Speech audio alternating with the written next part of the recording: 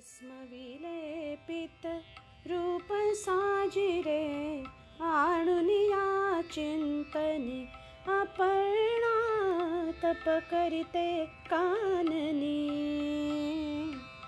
त्रिशूल डमरू पिनाक पाणी चंद्रकला शिरी सर्प गळ्यातून त्रिशूल डमरू पिनाक पाणी चंद्रकला शिरी सर्प गळ्यातून युगायुगांचा भणंग जोगी तोच आवडे मनी अपर्णा तप करिते। नमस्कार मंडळी, कसे आहात?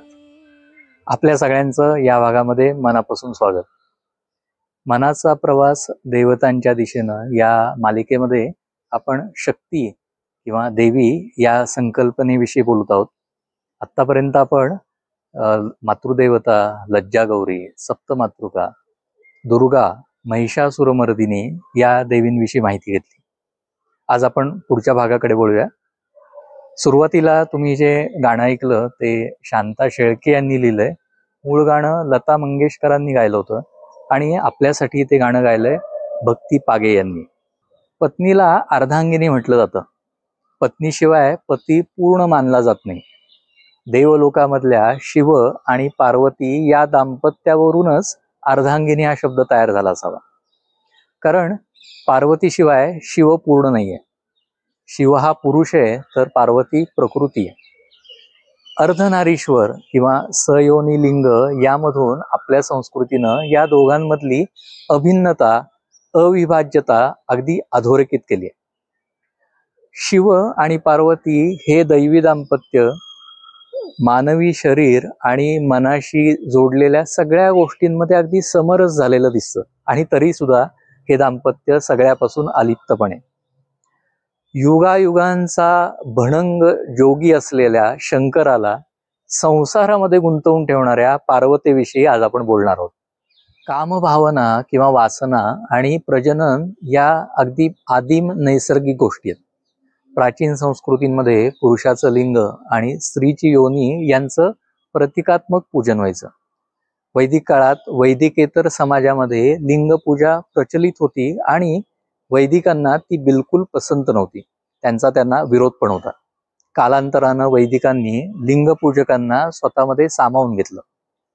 ऋग्वेदामधला रुद्र आणि लिंगरूपी शिव एक झाले खरे, परंतु यज्ञकर्मांमध्ये शंकराला, शिवाला त्याच्या योग्यतेचं स्थान मिळालं नाही। सतीची कथा हेच सूचित करते। दक्ष प्रजापतीची सती ही कन्या, तिनं वडिलांच्या इच्छेविरुद्ध शंकराशी विवाह केला। एकदा दक्ष राजानं यज्ञाचं आयोजन केलं आणि त्यावेळेला त्यानं शंकराला बोलावलं नाही किंवा त्याला यज्ञातला हवी भाग देऊ केला नाही। त्यामुळं सती संतापली आणि तिनं पतीचा अपमान सहन न झाल्यामुळं अग्निकुंडात उडी घेतली। दुःख आणि संतापानं बेभान झालेल्या शिवानं सतीचं शव आपल्या डोक्यावर घेतलं आणि तो जगभर धावू लागला। देवांना फार काळजी वाटली। शंकराला भानावर आणण्यासाठी विष्णूनं सतीच्या शवाचे 51 तुकडे केले। ते तुकडे जिथे पडले त्या जागांना शक्तिपीठ मानलं जातं। सतीच्या योनीचा तुकडा आसाममध्ये पडला। ते कामाख्या देवीचं स्थान आहे। असं म्हटलं जातं की शिवानं त्यावेळेला लिंग रूपामध्ये योनीशी तो एकरूप झाला आणि तो तिथं कायम राहिला। या घटनेनंतर शिव विजनवासात गेला। या सृष्टीचा संसार चालवण्यासाठी शिवाला परत आणणं देवांना खूप गरजेचं होतं। त्यासाठी सतीनं पार्वतीच्या रूपामध्ये पुनर्जन्म घेतला। पार्वती ही हिमालयाची कन्या, पर्वतावर जन्मलेली, पर्वतावर राहणारी, म्हणून ती पार्वती। या पार्वतीनं शिवाला प्रसन्न करून घेण्यासाठी कठोर तप केलं, त्यामुळं ती अपर्णा झाली। पार्वतीला उमा, अपर्णा, गौरी अशी नावं जरी असली तरी ऋग्वेदामध्ये यातली कुठलीच नावं येत नाहीत। नंतरच्या वैदिक ग्रंथांमध्ये अंबिकेचा उल्लेख येतो, तोही ती रुद्राची बहीण किंवा पत्नी म्हणून तिचा उल्लेख येतो। केनोपनिषदामध्ये पहिल्यांदा उमा हैमवतीचं नाव येतं. तिथंही ती रुद्राची किंवा शिवाची पत्नी म्हणून दाखवलेली नाहीये. उत्तर वैदिक ग्रंथांमध्ये आणि रामायण महाभारतासारख्या आर्ष महाकाव्यांमध्ये शिव, सती, पार्वती यांच्या कथा येऊ लागतात. पार्वतीचं किंवा उमेचं सर्वात जुनं अंकन अर्थातच कुशाण राजांच्या नाण्यांवरती आहे. हुविष्क हा कुशाण राजा इसवी सनाच्या 2ऱ्या शतकातला राजा होता आणि याच्या सोन्याच्या नाण्यांवरती शंकर आणि पार्वतीचं अंकन आहे. नाण्यांवरती शंकराला ओएशो तर उमेला ओमो असं म्हटलंय. अर्थातच या नाण्यांवरची उमा तिचं रूप भारतीय नाहीये. ती नना किंवा ननैया या देवतेसारखी दिसते. अमरकोश ग्रंथामध्ये पार्वतीची 24 नावं आहेत. हैमवती, आर्या, सती, पार्वती, दाक्षायणी ही नावं तिच्या जन्मकथांशी जोडलेली आहेत. तर शिवाची पत्नी म्हणून शिवा, भवानी, रुद्राणी, मृडानी अशी नावं दिसतात. कात्यायनी, चंडिका, अंबिका, दुर्गा ही तिची उग्र रूप दाखवतात. पार्वतीला महिषासुरमर्दिनीशी पण जोडलंय. म्हणजे महिषासुरमर्दिनी हे पार्वतीचंच रूप मानण्यात आलंय. सगळ्या देवी या आदिशक्तीची विविध रूप आहेत हा शाक्त पंथाचा विचार यामधून दिसतो. प्रतिमा शास्त्रानुसार पार्वतीची 3 रूप आहेत: पार्वती, उमा आणि गौरी. पार्वती या रूपामध्ये चतुर्भुज देवीच्या हातात अक्षमाला, शिवलिंग, गणेश आणि कमंडलू असतो. तिच्या पायाशी हरिण किंवा सिंह दिसतो. तिच्या सभोवती 2, 4 किंवा 5 अग्निकुंड दाखवलेली असतात. या अग्निकुंडांचा संबंध पार्वतीच्या तपश्चर्येशी आहे. तिनं 4 दिशांना 4 अग्नी आणि डोक्यावरती सूर्य अशा 5 अग्नींची धग सहन करत तपश्चर्या केली. या पंचाग्नी साधनेचं खूप छान वर्णन कालिदासानं त्याच्या कुमारसंभव या काव्यामध्ये केलंय.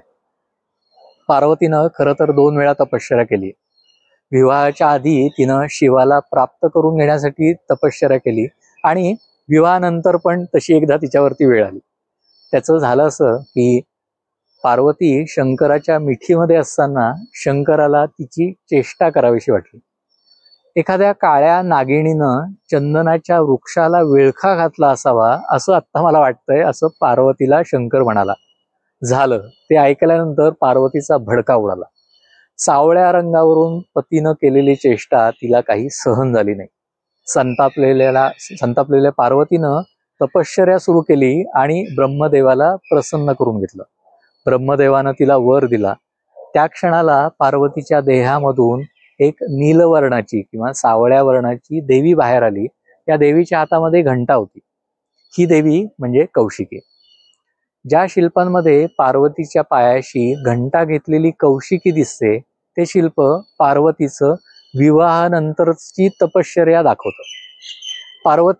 काही शिल्पांमध्ये पार्वती एकपाद तपस्विनी या रूपामध्ये पण दिसते.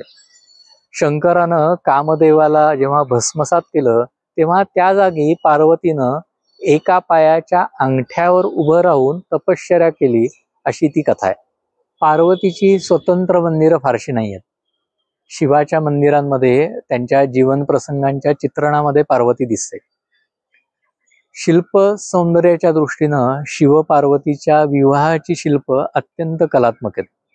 या शिल्पांना वैवाहिक मूर्ती, पाणीग्रहण मूर्ती किंवा कल्याण सुंदर मूर्ती असं म्हटलं जातं. शिवपार्वतीच्या दैवी विवाहासाठी सगळ्या देवदेवता हजर होत्या. चतुर्मुख, चतुर्भुज ब्रह्मदेव होमापाशी बसून या विवाहाचं पौरोहित्य करताना दिसतो. त्याच्या शेजारी विष्णू आहे. आकाशामध्ये यक्ष, गंधर्व सगळ्या देवता हजर आहेत आणि पार्वतीच्या शेजारी तिचे आई वडील उभे आहेत. नववधू असलेली पार्वती सलज्ज अधोवदन कोरलेली असते. आता तुम्हाला जे शिल्प दिसतंय ते वेरूळच्या धुमार लेण्यामधलं शिल्प आहे. वेरूळच्या कैलास लेण्यामध्ये पण कल्याण सुंदर मूर्ती आहे. यामध्ये पार्वतीच्या उजव्या हातामध्ये शंकराचा उजवा हात आहे. या विवाहामध्ये शिवाशी विवाह करण्यामध्ये पार्वतीनं पुढाकार घेतले असल्यामुळं पार्वती शिवाचं पाणी ग्रहण करते असं तर शिल्पींना यातून सुचवायचं नाहीये. घारापुरीच्या लेण्यांमध्ये पण कल्याण सुंदर मूर्ती आणि ती खूप प्रसिद्ध आहे. यामध्ये पार्वती आणि शिवाचे हात जरी खंडित झालेले असले तरी शिल्पाचं मूळचं सौंदर्य काही लपत नाही. शिव पार्वतीचं सारीपाट खेळणं किंवा रावणानं कैलास पर्वत उचलतानाचा प्रसंग, अशा अनेक प्रसंगांमध्ये शिव आणि पार्वतीचं अंकन मंदिरांमध्ये झालेलं दिसतं. शक्ती, सर्जन क्षमता, वैराग्य, क्रोध या सगळ्या बाबतीत शिव कायम द्रुतलयीत असतो आणि पार्वती त्याला नेहमी मध्यलयीत आणते. शिव जेव्हा तांडव नृत्य करतो तेव्हा पार्वती धीम्या गतीचं लास्य नृत्य करून तांडव नृत्याला शांत करते. पार्वती खरोखरच हिमालयाची कन्या शोभते. पार्वतीची उमा आणि गौरी ही रूपं आहेत कशी हे जाणून घेऊया आपण पुढील भागामध्ये. मनाचा प्रवास देवतांच्या दिशेनं या मालिकेला तुम्ही खूप चांगला प्रतिसाद देतात, त्याबद्दल तुमचे मनापासून आभार. तुम्ही माझा चॅनल सबस्क्राईब पण केलाय. माझ्या व्हिडिओचे अपडेट तुम्हाला हवे असतील तर चॅनलवरचं बेलचं आयकॉन तुम्ही अवश्य दाबा. तेव्हा भेटूया पुढील भागात. धन्यवाद आणि राम राम.